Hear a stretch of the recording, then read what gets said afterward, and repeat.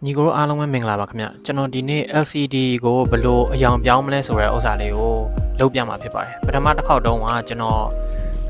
LCD ကိုအယောင်မပြောင်းဘဲနဲ့အပေါ်ကရိုးရိုး polymer film လေးပဲကတ်ပြီးတော့ပြောင်းတာနဲ့အခုဒီ LCD ကိုပြောင်းတဲ့ဥစ္စာကိုအသေးစိတ်လုပ်ပြပေးသွားမှာဖြစ်ပါတယ်ခင်ဗျပထမအဆုံးကျွန်တော်တို့ LCD ကို modify လုပ်မယ်ဆိုတော့ LCD အကြောင်းကိုတည်တည်ချာချာသိမှရမှာပေါ့နော်ဒီတော့ LCD မှာပါဝင်တဲ့အလွှာတွေကတော့6လွှာပါပါတယ်ခင်ဗျဒီ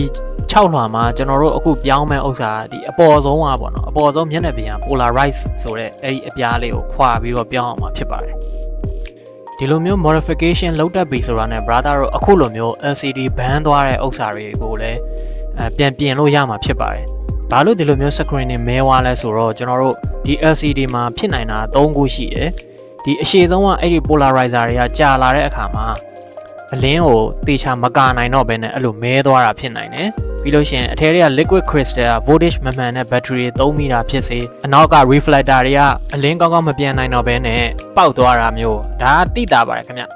ဒါမျိုးဖြစ်လို့ရှိရင်တော့ကနန်းတွေကထင်းထင်းရှားရှားပေါ်ရသားနဲ့ဒီလိုမျိုးအကွက်ကြီးတွေဖြစ်နေတာပေါ့နော်အဲ့လိုမျိုးခွဲခြားလို့ရပါတယ်အများဆုံးဖြစ်တာဒီအရှည်ဆုံးက polarizer တွေခင်ဗျဘာဖြစ်လို့လဲဆိုတော့ဒီ polarizer တွေရဲ့တက်တန်က10နှစ်ကနေအနှစ်20အထိပဲခံတယ်ဗျဒီ UV နဲ့ပိုထိတာများလေသူကပို့ပြီးတော့ခံနိုင်အားပိုနဲလေပေါ့ဗျာဒီအပြင်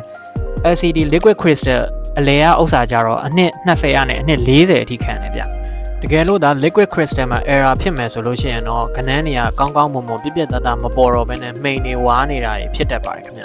ဒီပုံအတိုင်းပေါ့နော်သူကလည်းခုနကပုံစံမျိုးပဲဒီ voltage မမှန်တဲ့ battery တွေပြီးရင်နေအောင်ထိတာများရင် temperature တွေရေဝင်တာတွေအဲ့ဒါကြောင့်လည်းဖြစ်နိုင်ပါတယ်ပြီးတော့နောက်ဆုံးကဒီ reflector ခဲပြားပေါ့နော်ဗရာပုံစံမျိုးဟာအဲ့ကောင်ကကြတော့အနှစ်90လောက်ထိခံပါတယ်ခင်ဗျအဲ့တော့ကျွန်တော်တို့ဒီလိုမျိုးနာရီတွေမှာဒီလိုမဲသွားတာဖြစ်တာအများဆုံးကတော့ဒီ polarizer အရှိရဥစ္စာကိုလဲလို့ရှိရင်ပြန်ကောင်းသွားတတ်ပါတယ်ဒီတော့ကျွန်တော်တို့အခုဒီအရှိဆုံးကpolarize film လေးကိုကျွန်တော်ကာလာထည့်တဲ့ဥစ္စာကိုကျွန်တော်အခုလုပ်ပြပေးမှာဖြစ်ပါတယ်။ရိုင်းတော့မခတ်ပါဘူးခင်ဗျ။ဒီ module ကိုဖွင့်တာဖြုတ်တာတက်တာတွေကတော့ကျွန်တော်ဟိုးအရင်ကလုပ်ပြပြီးသားဖြစ်တဲ့အတွက် DW 9600 model အရန်ကို simple ဖြစ်ပြီးတော့ရိုးရှင်းတာဖြစ်တဲ့အတွက်ကျွန်တော်ဒီဘယ်လိုဖြုတ်ရလဲဘာသတိထားမယ်ဥစ္စာတွေဘာပြောမနေတော့ဘူးခင်ဗျ။ဒီကျွန်တော်လုပ်တဲ့ဥစ္စာလေးကိုပဲတည်တည်ချာချာကြည့်ပြီးတော့မရှင်းလို့ရှိရင်လည်း comment မှာလာမေးလို့ရပါတယ်။သတိထားမဲ့အချက်တွေကိုတော့ကျွန်တော်ဗီဒီယိုရဲ့လောက်တဲ့နေရာမှာဘယ်နေရာမှာသတိထားမယ်ဆိုတဲ့ဥစ္စာတော့နည်းနည်းအနောက်ကနေတချို့ဥစ္စာတွေပဲကျွန်တော်ပြောပြပေးတော့မှာဖြစ်ပါတယ်တချို့အရေးမကြီးတဲ့ဥစ္စာတွေကိုကျွန်တော်အမြန်နှုံးနဲ့ရစ်ထားတယ်ခင်ဗျဘာလို့လဲဆိုတော့ဟိုဒီ modify လုပ်တဲ့ဥစ္စာအချိန်ဘယ်လောက်ကြာလဲဆိုတဲ့ဥစ္စာပါလူတွေကိုသိစေချင်တော့ပြီးတော့စိတ်ရှည်လက်ရှည်နဲ့အကြာကြီးပဲတည်တည်ချာချာလုံးမှသာ result ကောင်းကောင်းထွက်တယ်ဆိုတဲ့ဥစ္စာကိုသိစေချင်လို့နိုင်တွေအဲ့လိုမျိုး modify လုပ်တာတော့ပြင်တာတော့လုပ်တဲ့အခါမှာကျွန်တော်တို့မြန်မာပြည်ကနိုင်ဆိုင်နေဆိုလို့ရှိရင်တော့တချို့ဆိုလို့ရှိရင် O-ring တွေပါရတော့မှတေချာအံဝင်ခွင့်ကြမတက်ပေးတာရှိရဗျာအဲ့တော့ကျွန်တော်လည်းဒီမှာထိုင်းမှာကျွန်တော်နိုင်လေးတစ်လုံးကိုသွားပြီးတော့ modify လုပ်တယ် modify လုပ်တဲ့အချိန်မှာကျွန်တော်ဟော့စီလည်းပြန်လဲရောက်လာအတန် module ကတိတ်ပြီးတော့မကောင်းတော့ဘူးအဲ့တော့သူများလှုပ်ပြီးတော့ကိုယ်နိုင်အပြက်ခံမလားကိုယ့်အနေကိုပဲလုံမလားဆိုလို့ရှိရင်ကျွန်တော်ကတော့နောက်ပိုင်းကိုယ့်အနေကိုပဲအကုန်လုံးကင်တော့တယ်ဗျာသိလားဘာလို့လဲဆိုတော့သူများလှုပ်လဲမထူပြက်မှာပဲလေဟုတ်တယ်မလားတေးသေးချာမလို့ရင်ကိုယ့်နိုင်ကိုကိုတေးသေးချာလှုပ်ပြီးတော့ကိုကဒါစိတ်ရှိရှိနဲ့လှုပ်လို့ရှိရင်တော့ဒါဘယ်လောက်မှခက်တဲ့အရာမဟုတ်ပါဘူးဒါကိုတငယ်ချင်းတွေကိုလည်းဒါမျိုးသိစေချင်လို့ပါအဲ့တော့ကျွန်တော်သတိထားမဲ့အပိုင်းနေပဲကျွန်တော်ပြောပြပေးသွားမယ်ကျွန်တော်မလိုတဲ့အခါမှာရင့်မယ်ဒါပေမဲ့ဒီ process တစ်ခုလုံးတော့ကျွန်တော်ဖြတ်ပြီးတော့ညှက်ပြီးတော့ထပ်ပြီးတော့လုပ်မှာမဟုတ်ပါဘူးဒီနေရာမှာဆိုလို့ရှိရင်တော့ဒီအတန်လေးကိုလုပ်တဲ့အခါမှာသတိထားပါတော့အဲ့ကောင်လေးကအရန်အားနဲ့လှုပ်လိုက်လို့ရှိရင်ကျိုးသွားတတ်တယ်အဲ့ဒါမျိုးကျိုးလို့ရှိရင်တော့အဲ့လိုမျိုး module အသစ်ထပ်ဝယ်ရတော့တာပေါ့ဗျာအဲ့တော့ဒီဟာလေးဖြုတ်တဲ့အခါမှာတော့အားအရန်မသုံးမိစေနဲ့သူကျွတ်တလောက်ပဲလှုပ်ပါပြီးလို့ရှိရင်နည်းနည်းလေးဟပြီးတော့အနောက်ကနေလက်ခလဲလေးနဲ့တွန်းလိုက်ရင်သူကအပေါ်ထွက်လာမယ်နော်ဒီကတော့ကျွန်တော် LCD အသစ်ဝယ်ထားတဲ့ LCD ပေါ့နော် LCD အပြားလေးကိုကျွန်တော်အသစ်ဝယ်ထားတယ်ဒီ LCD အပြားလေးရလဲမြန်မာပြည်အရောက်ကိုဘတ်200လောက်ကြာမှာပေါ့2800ပေါ့အဲ့လောက်တော့ကြာမယ်ဗျ2800 3000လောက်တော့ကြာမယ်ဗျာဒီဥစ္စာအဲ့တော့ကျွန်တော်လဲ brother တို့ဒီဥစ္စာလုပ်ပြခြင်းတဲ့အတွက်ကျွန်တော်အဲ့ဥစ္စာတပြားမှာပြီးတော့အခုဒီဟာလေးကိုလုပ်ပြခြင်းဖြစ်ပါတယ်ဒါနောက်အသစ်နဲ့လုပ်တာပေါ့နော်ကျွန်တော်တကယ် original ဥစ္စာကတော့ဒီတိုင်းပဲဘေးနားမှာထားတာ spare parts အနေနဲ့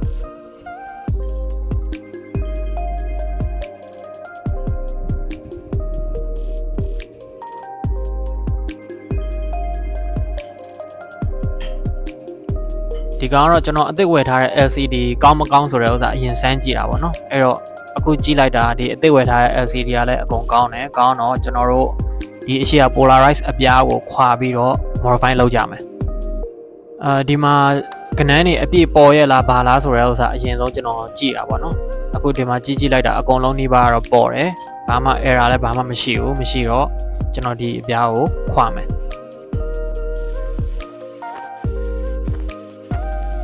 ကျွန်တော်ခွာတဲ့ tools လေးကတော့ဒီ carving blade လေးပဲဖြစ်ပါတယ်ဒီ blade လေးကတော့ဘတ်100လောက်ပဲပေးရတယ်ခင်ဗျကျွန်တော်စက်ကူတွေဖြတ်တဲ့ဥစ္စာတို့ဒါမှမဟုတ်အယုတ်ဆက်တဲ့လူတွေသိပါတယ်အယုတ်ဆက်တဲ့ဥစ္စာဟာလေးဖြတ်တဲ့ဥစ္စာသူကအရန်ခြုံထပ်ပြီးတော့ဖြတ်တဲ့ဥစ္စာဒါပေမဲ့စိတ်ရှည်ရှည်နဲ့ဖြည်းဖြည်းချင်းလေးလုပ်ပေးပါဘာလို့လဲဆိုတော့အောက်ကအထက်ကအလွှာကိုထိမှာစိုးလို့ပါခင်ဗျသူကအပေါ်မှာဒီတိုင်းလေးပဲကတ်ထားတာဆိုပေမဲ့ကော်တွေအများကြီးနဲ့ကတ်ထားတာဖြစ်တဲ့အတွက်လမိုးထက်နေတဲ့ blader တို့ဘာလို့နဲ့လဲရပါတယ်ဒါပေမဲ့ blader ကတော့တိတ်ကင်လို့မကောင်းဘူးပေါ့ဗျာဒီကောင်လေးကတော့တော်တော်ကင်လို့ကောင်းတယ်အဲ့တော့ကျွန်တော်ဒီဟာလေးကိုဝယ်ပြီးတော့ဒါလေးနဲ့ပဲသုံးပြတယ်အဓိကအရေးအကြီးဆုံးကတော့စိတ်ရှည်ပါအရန်မလုပ်ပါနဲ့စိတ်ရှည်ရှည်ထားပြီးတော့ဖြည်းဖြည်းချင်းလုပ်ပါဒါမှသာကောင်းတဲ့ result ရမှာဖြစ်ပါတယ်ကိုကလောလို့မရပါဘူးဘာလို့လဲဆိုတော့ဒီတည်းကအစိတ်ပိုင်းနဲ့အရန်တိတိလေးတွေအထီးကမခံတဲ့အစိတ်ပိုင်းတွေလည်းအများကြီးပါတယ်အဲ့ဒါကြောင့်စိတ်ရှည်လက်ရှည်နဲ့ဖြည်းဖြည်းချင်းသာလုပ်ပါအဲ့ဒါဆိုတကယ်ကောင်းတဲ့ result ရပါမယ်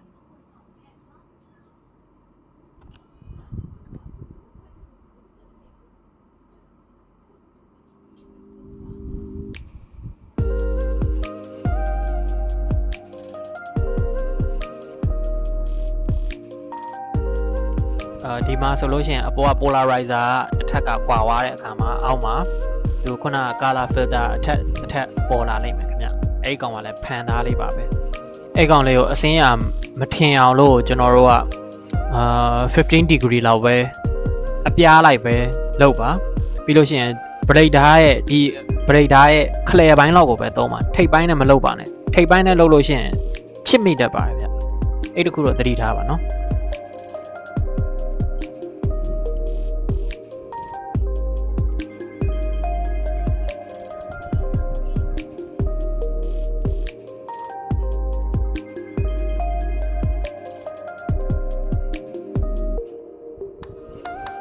ဒီလိုမျိုး blader ရဲ့ clear ဘိုင်းကိုသုံးပြီးတော့အချက်လိုက်အဲ့လိုမျိုးကွာအောင်လို့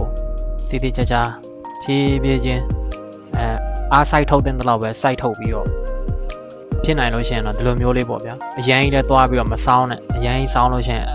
အောက်က color filter အပိုင်းကိုသွားပြီးတော့ထိမိလို့ရှိရင်အစင်းရထင်သွားတယ်ဗျအဲ့ဒါကြောင့်မလို့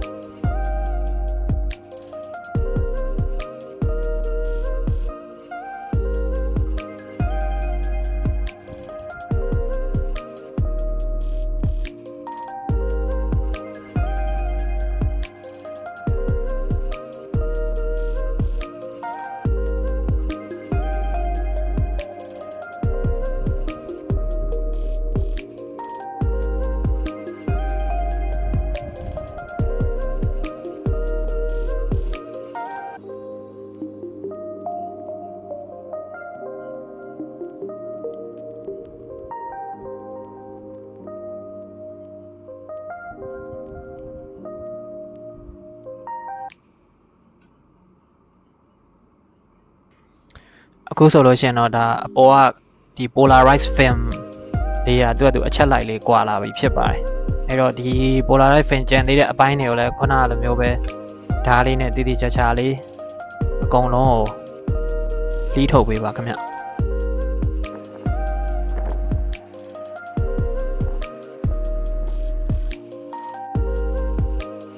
ပြီးလို့ရှိရင်ပေါ့နော်ဒီလှီးထုတ်ပြီးသွားတဲ့အခါမှာအဲ့အောက်က color filter ပေါ်မှာရှိတဲ့ core တွေကိုကျွန်တော်ကတင်နာနဲ့ဖြတ်တယ်ပေါ့လက်သေးဖြတ်စီနဲ့လက်သေးဖြတ်စီမရှိလို့ရှိရင်လည်း alcohol နဲ့အရက်ပြန်ပေါ့နော်အရက်ပြန်69ရာခိုင်နှုန်းအဲ့ဒီကောင်နဲ့လည်းဒီ core တွေကိုရှင်းအောင်တုပ်ရပါတယ်တုပ်ပြီးလို့ရပါတယ်အဲ့ဥစ္စာတည်တည်ချာချာကိုရှင်းအောင်အပြောင်တုပ်မှကောင်းတဲ့ result ရမှာမဟုတ်လို့ရှိရင်ဒီ core တွေဖြစ်နေလို့ရှိရင်အလင်းကတိတ်ပြီးတော့မကြည်ဘူးဗျာသိလားကိုလိုချင်တဲ့ color စိုးလေးမရဘူးအဲ့ဒါကြောင့်ဒီ core တွေကိုစိတ်ရှည်လက်ရှည်နဲ့အကုန်လုံးမကြံအောင်လို့တည်တည်ချာချာကိုတုပ်မှသာရမှာပါကျွန်တော်ကတော့တချို့အဲ့ဒီ core တွေကိုကျွန်တော်ကခုနလိုမျိုးเนาะအဲ့ဒီဟိုဟာတုပ်လိုက်တယ်တင်တာတုပ်တယ်တုပ်ပြီးလို့ရှိရင်ဓာတ်နဲ့ပြန်ချစ်ထုတ်တယ်ဗျဓာတ်နဲ့ချစ်ထုတ်တဲ့အခါမှာလည်းလက်စာသတိထားပါအဲ့ဒီဓာတ်အချွန်ပိုင်းကဒါကတော့ကျွန်တော်ကလုံနေကြဆိုတော့ကိစ္စမရှိဘူး brother တော့အနေနဲ့တိတ်ပြီးမကျွမ်းကျင်သေးဘူးဆိုလို့ရှိရင်တော့ဒါအချွန်ပိုင်းနဲ့မလုပ်ပါနဲ့ဒီဓာတ်ရဲ့အလဲပိုင်းလောက်နဲ့တည်တည်ကြကြလေးချစ်ချပေးပါအောက်ကဥစ္စာကိုအစင်းရထင်သွားမှာစိုးလို့ပါဒီ color filter ပေါ်က core တွေကိုကျွန်တော်ပြန်ပြီးတော့ဖြတ်တဲ့ဥစ္စာကိုပဲကျွန်တော်နိုင်ဝက်လောက်ကြာအောင်လုပ်ရပါတယ်အဲ့တော့ brother တော့လည်းစိတ်ရှည်ရှည်နဲ့ဒါလုပ်ပါ core တွေကိုတည်တည်ကြကြလေးမကြင်အောင်လို့စိတ်ရှည်လက်ရှည်နဲ့လုပ်ပါဒါမှကိုယ်နိုင်လေးကလှလှလေးဖြစ်မှာပေါ့နော်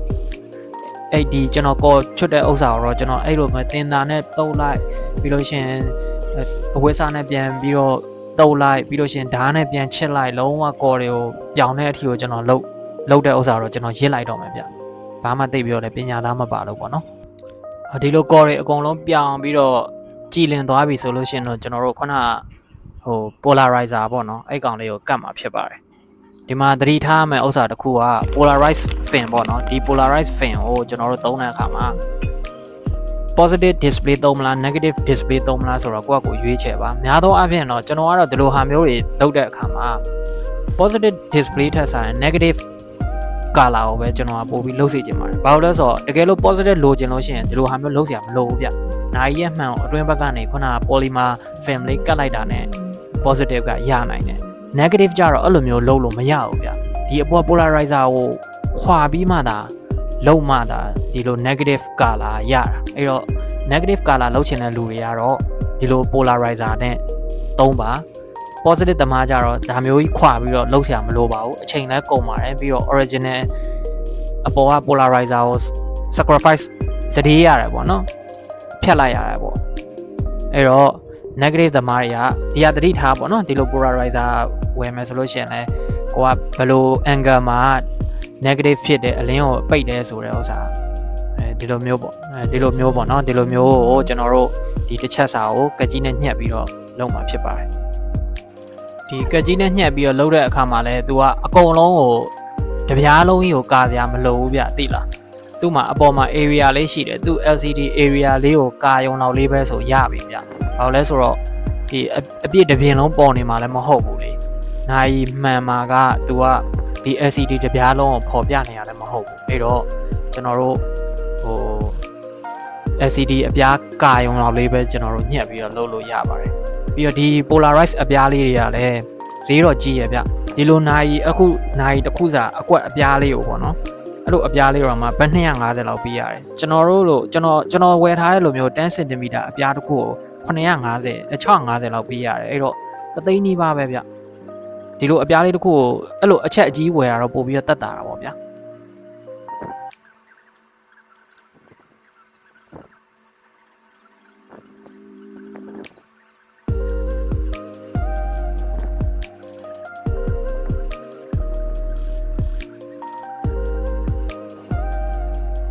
ဒီ polarized fan တွေခွာတဲ့အခါမှာလည်းပထမတစ်ခုကကြတော့အပေါ်ကအစင်းအချစ်ရတယ်မဖြစ်အောင်လို့ကာထားတဲ့အပြက်အချမ်းနဲ့နောက်တစ်ချမ်းကကြတော့ကော်ပါတဲ့အချမ်းပေါ့နော်နှစ်ချမ်းပါပါတယ်အဲ့တော့ကော်ပါတဲ့အချမ်းကိုခွာပြီးတော့ကတ်ပြီးတော့မှအပေါ်ကဥစ္စာလေးကိုခွာလိုက်ပါအဲ့ဒါဆိုလို့ရှိရင်တော့ဒီလိုဟာမျိုးရပါတယ်ပြီးလို့ရှိရင်ကျွန်တော်တို့ဖုန်းမှန်မကွဲတွေကတ်တယ်လို့မျိုးပေါ့နော်လေမခိုအောင်လို့တေချာလက်ကလေးနဲ့ဖိပြီးတော့လုပ်ပေးပါဗျအလုံးဝလေမခိုပဲနဲ့ okay ဝါပြီဆိုလို့ရှိရင်တော့ဒါကျွန်တော်တို့ LCD အရောင်ပြောင်းပြီးသားဖြစ်သွားပါပြီခင်ဗျ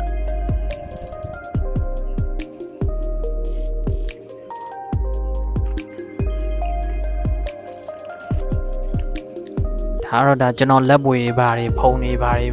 မကတ်နေအောင်လို့ကျွန်တော်ကတင်တာလေးနဲ့ပြန်တုတ်တာဖြစ်ပါတယ်ခင်ဗျ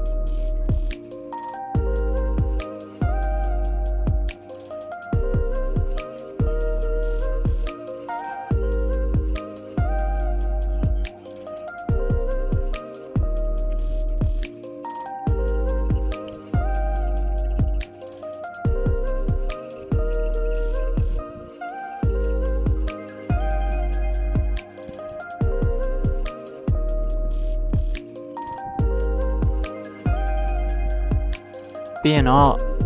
ပုံမှန်အတိုင်းပဲပြန်ပြီးတော့နိုင်ကိုပြန်တက်ပါ zebra bar လေးတွေကိုတေချာဝင်အောင်အဝင်ကြထည့်ပါမဟုတ်လို့ရှိရင်ကနန်းလေးတွေပြက်နေတာမျိုးတွေဖြစ်တတ်ပါတယ်ဒါကတော့ result ပေါ့နော်သူ့ရဲ့ result ပေါ့အဲ့ဒါဆိုလို့ရှိရင်တော့လုံးဝ negative display နဲ့ရပါပြီခင်ဗျာ